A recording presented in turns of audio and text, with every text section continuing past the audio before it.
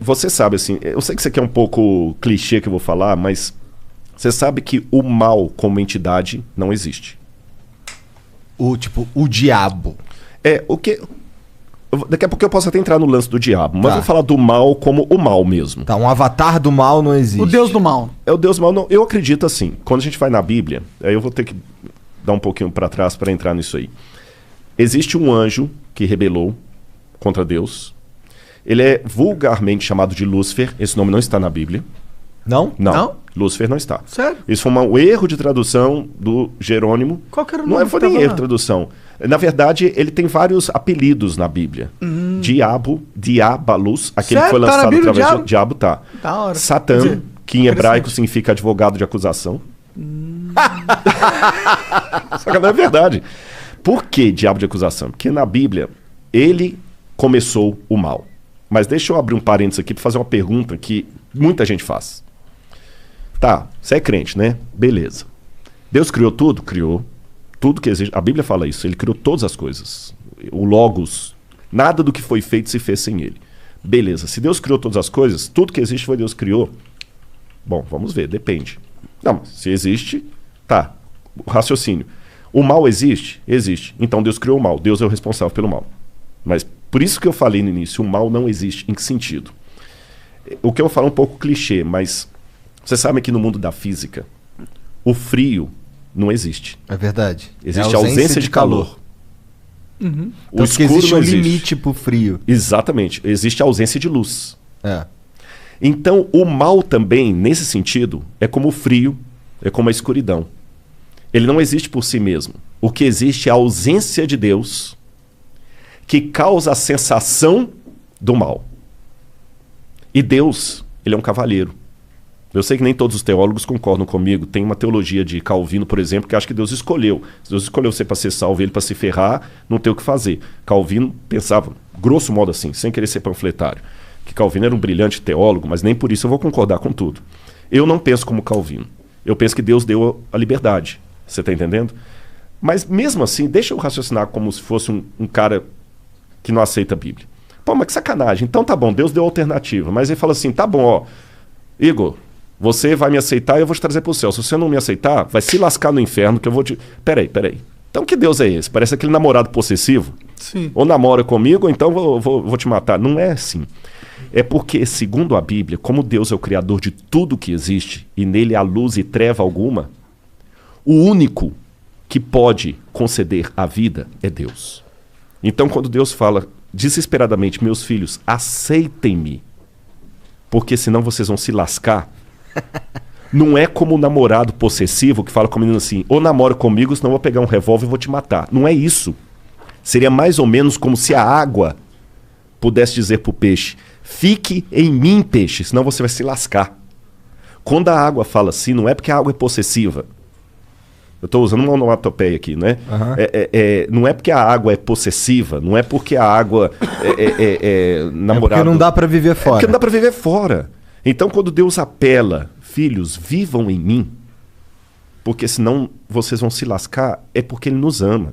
Eu não estou aqui para pregar, não é púlpito, mas isso faz parte da minha essência. Por isso que, para mim, o menininho me cumprimentando aqui do lado, cara, não é só eu simplesmente falar assim, pô, que legal, eu sou famoso.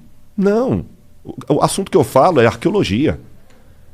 É porque se o que eu falo for verdade, eu não posso ficar calado, Igor. Você está entendendo? E aquele lance que eu falei da cruz de Cristo, os romanos crucificaram milhares de pessoas. Mas aquela crucifixão de Jesus de Nazaré foi diferente. Por quê? Vou te falar por quê. Vou contar uma historinha para você.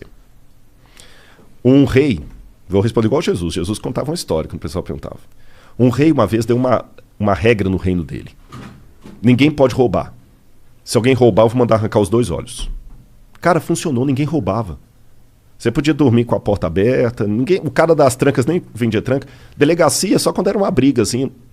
Até que um dia chegaram pro rei e falaram assim, majestade, nós pegamos um rapaz roubando aqui, a sua lei fala que tem que ter os 2 olhos arrancados. Ele falou, tudo bem, só que tem um problema, é o seu filho. É o príncipe. E aí? Vocês têm filhos? Tenho. Eu não tenho. O que você faria, monarca? Você é o rei. Se eu sou o rei, eu mando arrancar os olhos. E você, Igor? Bom, se eu sou o rei, se eu sou o Igor, eu ia apoiar. Não, minha filha não, irmão. Todo respeito aí. Eu perguntei de propósito. Mas se eu sou o rei... Você é o rei, Igor. E pai da sua filha ao mesmo tempo. Então, é que se eu sou o rei, eu preciso mandar arrancar os olhos, né? Você arrancaria mesmo da sua filha? Pensa nela agora. Cara, olha, se a gente quiser entrar nessa, eu forjaria a morte, eu executaria de mentira, exilaria a minha filha pra algum lugar, porque aí eu consigo manter o rei que pune quando alguém rouba e consigo salvar a vida da minha filha, só que eu não consigo manter ela perto de mim. Uhum. E teria uma coisa também. Você nunca ia poder olhar nos olhos da sua filha e falar, você tem um pai honesto. Verdade? Ah, mas por isso eu falaria. É porque o negócio do rei, de você não... É porque é um mau exemplo. Porque aí você abre a permissão, entendeu? E aí você vai ter uma... Se eu sou o rei, manda lá pro STF, lá no Brasil, lá. Nem entra nisso porque eu não quero que o Flow tenha problema. Nem eu. Bom, mas eu também não seria um rei que ia colocar roubo com perda de olho, né? Ah, funcionou. Ninguém roubava. Ah, mas funcionou porque é uma pena muito punitiva. Mas poderia ser uma pena não tanto punitiva que também funcionaria, talvez, né?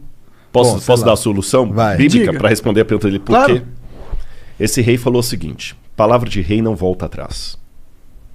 E ele tinha um dilema, porque se ele mandasse arrancar os olhos do filho, o pessoal falou assim, pô, esse cara não tem misericórdia nem do filho, quanto mais da gente.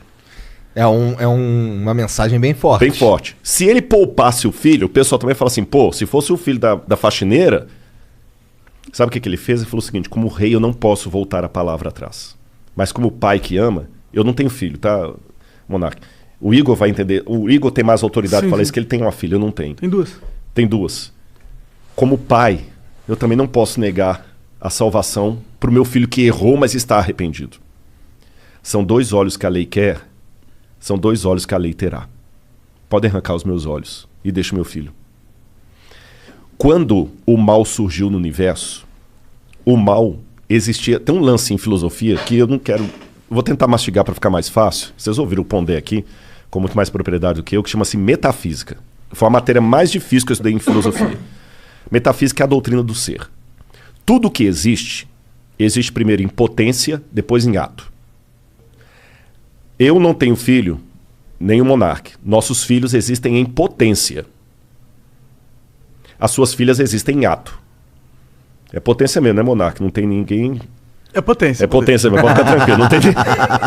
Não tem nenhuma certidão para ser reclamado, não. Nenhum DNA, não, brincadeira.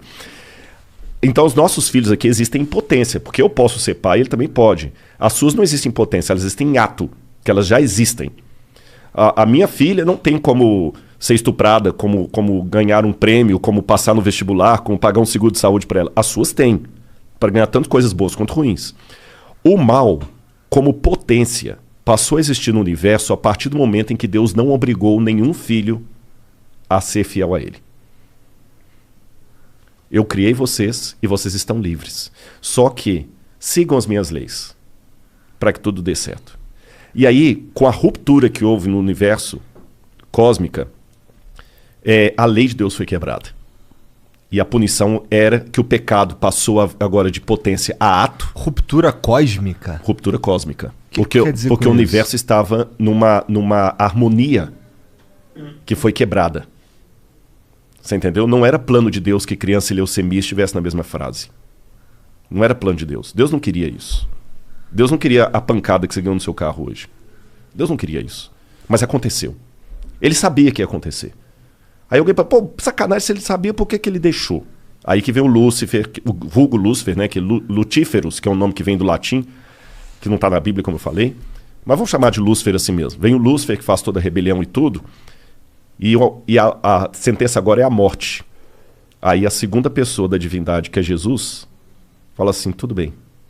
São 2 olhos que a lei quer, a lei está exigindo a morte, eu vou morrer no lugar da humanidade. Então, na crença bíblica tradicional, o fato de Cristo morrer na cruz do Calvário, que não foi apenas um carinha que rebelou contra Roma, ele morreu a morte redentora. Por isso a gente chama de Cristo Redentor. Ele morreu no lugar do pecador. Ele que não era pecador morreu. Por isso que no Antigo Testamento sacrificava um cordeiro inocente para representar o Cristo. Ele morreu. E é graças à morte dele que hoje, se algum de vocês